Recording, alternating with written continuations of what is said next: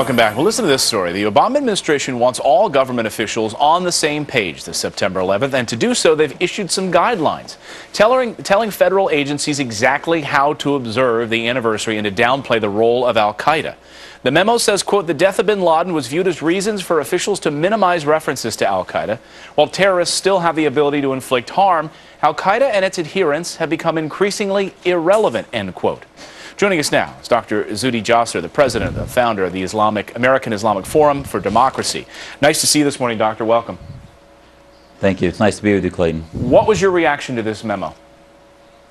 You know, I can't tell you how frustrating it is for those of us that have been focused on defeating the ideology that we're fighting. For those of us, if you really want to honor the families that suffered on 9/11, they want to see us advance further. No longer to just have a whack-a-mole program against radicalism, but rather to have an offense, to identify the ideology, to be able to say that it's not just anyone, that it's violent extremism, but rather Islamists, Salafists, jihadists. But this administration wants to do this Orwellian dance where they want to just sort of have us close our eyes and pretend that it's gone away. Al-Qaeda is just one small manifestation. They should be issuing guidelines on how to engage the ideology, how to make us safer. But what about We're not safer today. What about the specificity of Al-Qaeda, of course, responsible for 9/11, and what to the point, your reaction to the point that, look, Al-Qaeda almost, devastated and gone, and the death of Osama bin Laden further makes that point to them. What do you say to that?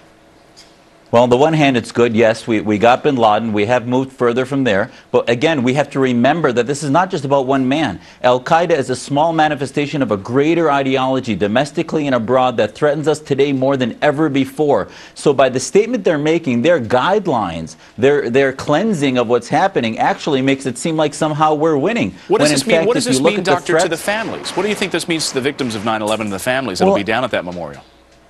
I think it makes it almost seem like they've lost their lives for no reason. In fact, that we are fighting for liberty. We are fighting for ideology, and we're losing. With the Arab Spring happening, it's time for us to stand for liberty and freedom, not just sort of let the theocrats, the Brotherhood-type groups take over and the ideology of Islamism sweep the world. We have to counter. We have to recognize that we're losing the ideological narrative and not just keep our eyes closed to the threat that we have that's now more than ever before.